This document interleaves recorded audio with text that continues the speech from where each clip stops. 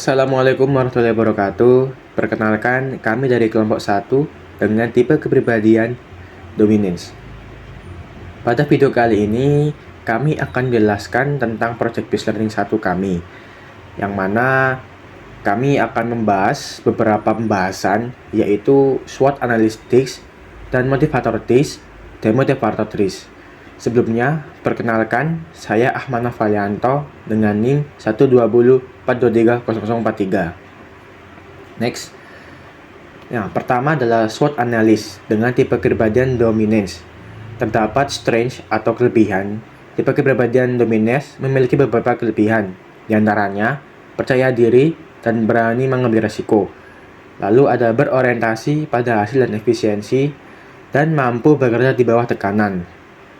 Secara garis besar, tipe kepribadian ini memiliki rasa percaya diri yang tinggi dan rasa ingin mencolok dengan satu sama lainnya. Selanjutnya ada weakness atau kekurangan dari tipe kepribadian dominance, yaitu terlihat selalu agresif dalam interaksi sosial. Terus ada rentan terhadap konflik akibat sifat kompetitifnya dan cenderung kurang sabar. Jadi, secara garis besar, tipe kepribadian ini memiliki kelebihan sangat mencolok, yaitu terlalu agresif dan ingin menang sendiri. Jadi akan membuat satu sama lainnya itu merasa tidak nyaman. Selanjutnya ada opportunity, yang mana pada opportunity ini memiliki beberapa ada potensi konflik dan solusi untuk bisa kita gunakan. Yang pertama ada potensi konflik, yaitu sulit menerima kritik atau masukan dari orang lain. Terus ada terlalu berorientasi pada hasil. Terus ada kurang sabar terhadap proses yang lambat. Jadi tipe kepribadian ini juga memiliki beberapa potensi yang konflik yang ditimbulkan. Salah satunya yaitu mereka akan kurang sabar terhadap proses yang lambat, dan juga mereka akan sulit anti kritik atau anti pendapat orang lain. Nah, bagaimana solusi yang kita atasi agar bisa mengatasi tipe kepribadian tersebut? Yang pertama, kita akan menggunakan komunikasi yang jelas dan to the point. Jadi di sini kita akan menggunakan langsung menjelaskan dari intinya, tidak bertele-tele.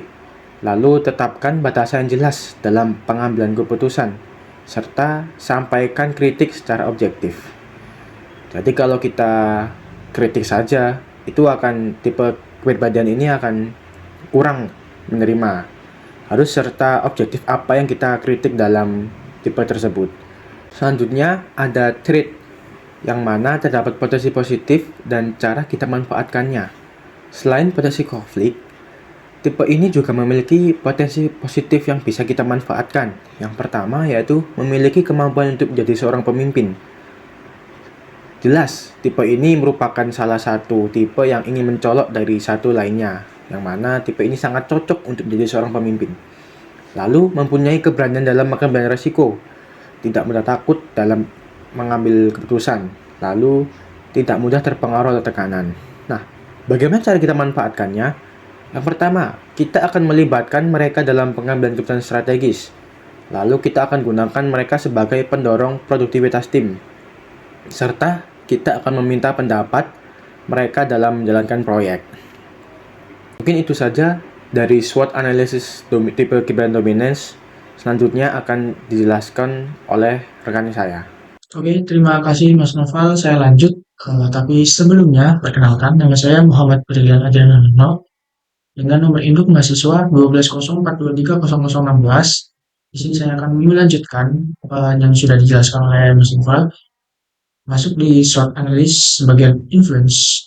Di sini kita memiliki beberapa poin.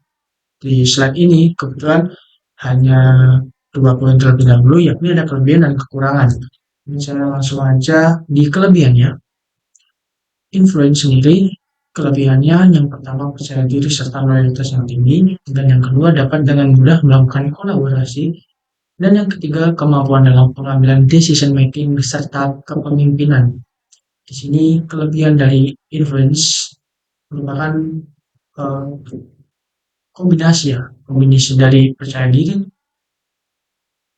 dan juga sesama mudah berbaur, lalu kemampuan pengambilan resiko dan pengambilan keputusan yang baik. Sehingga kepemimpinan dari influence ini bisa diacungi jempol. Lalu masuk ke poin kedua, kekurangannya. Yang pertama ada oversharing, kedua pemikiran yang cenderung lama dengan mendapatkan strategis daripada hasil. Yang ketiga, terkadang memiliki sifat anti kritik dan kurang mendengarkan saran orang lain.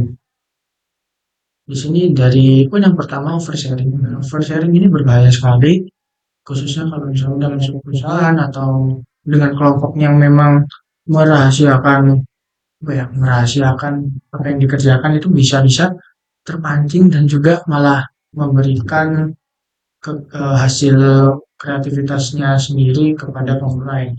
Yang kedua, pemikiran yang cenderung lama dan mengedepankan strategi daripada hasil.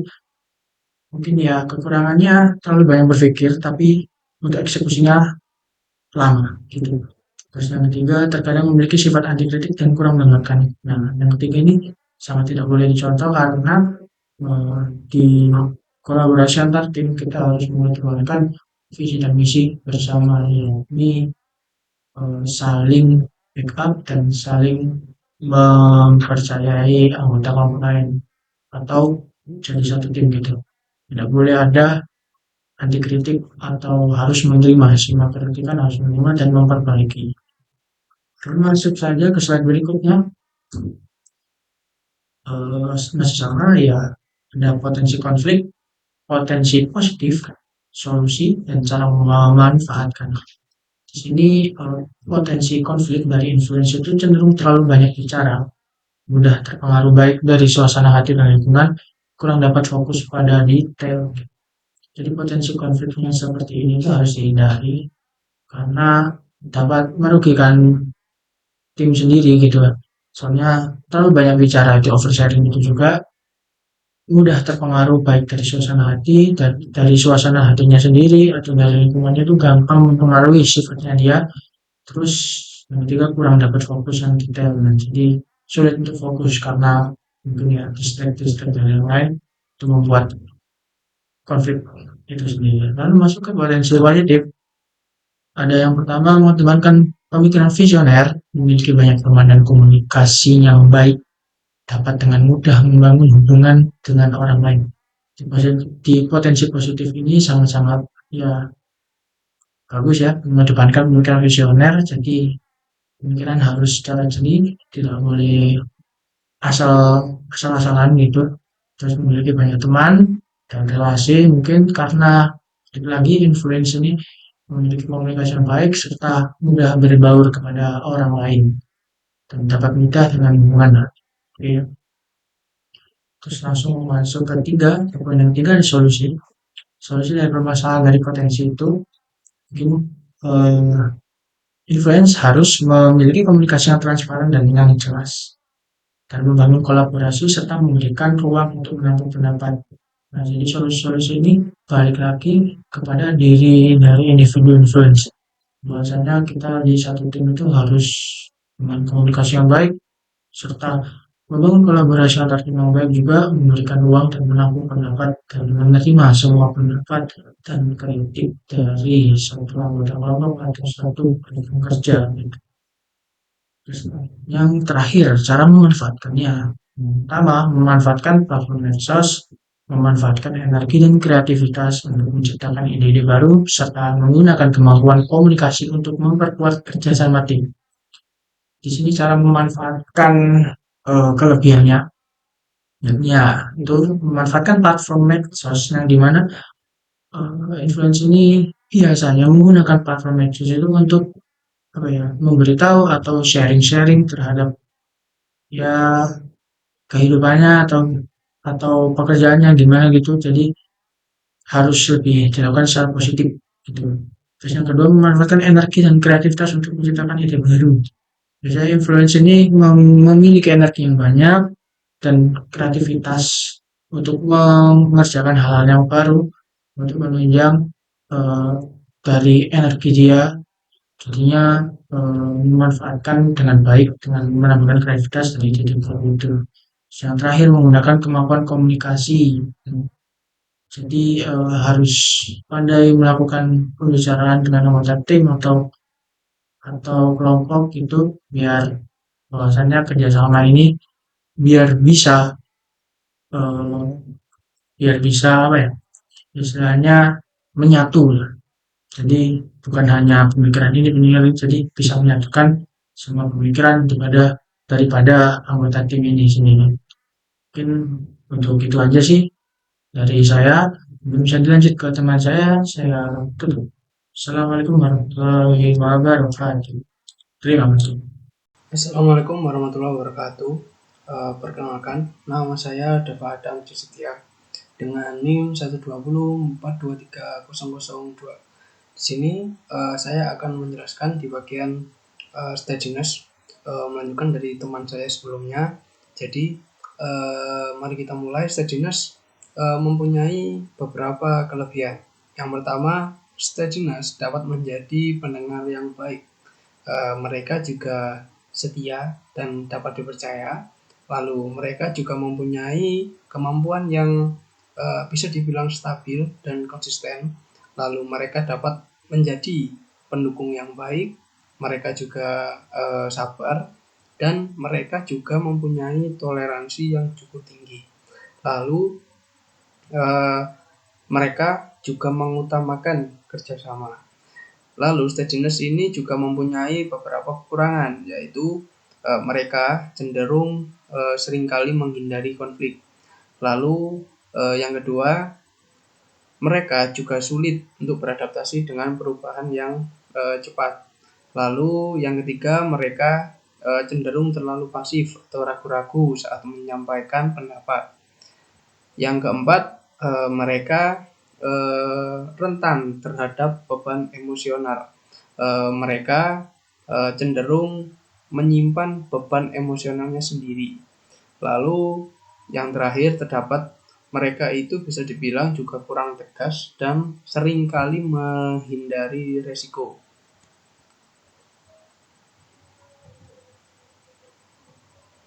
Lalu steadiness ini juga mempunyai potensi konflik, di mana mereka seringkali menghindari konfrontasi. Lalu mereka juga sulit untuk menghadapi perubahan. Dan yang ketiga, mereka juga cenderung pasif. Dan solusi yang bisa ditawarkan kepada mereka agar mereka dapat menghindari potensi-potensi konflik di atas tadi. Yang pertama, solusi untuk menghindari konfrontasi yaitu kita dapat mendorong mereka untuk belajar komunikasi asertif. Lalu solusi untuk potensi konflik yang kedua yaitu sulit menghadapi perubahan, kita dapat memberikan waktu dan dukungan untuk mereka beradaptasi secara bertahap. Lalu solusi untuk kecenderungan pasif yaitu kita dapat mendorong mereka untuk melatih pengambilan keputusan. Lalu terdapat potensi positif yang dimiliki oleh steadiness ini. Yang pertama, dapat membangun hubungan yang harmonis. Yang kedua, dapat menjadi pendengar yang baik.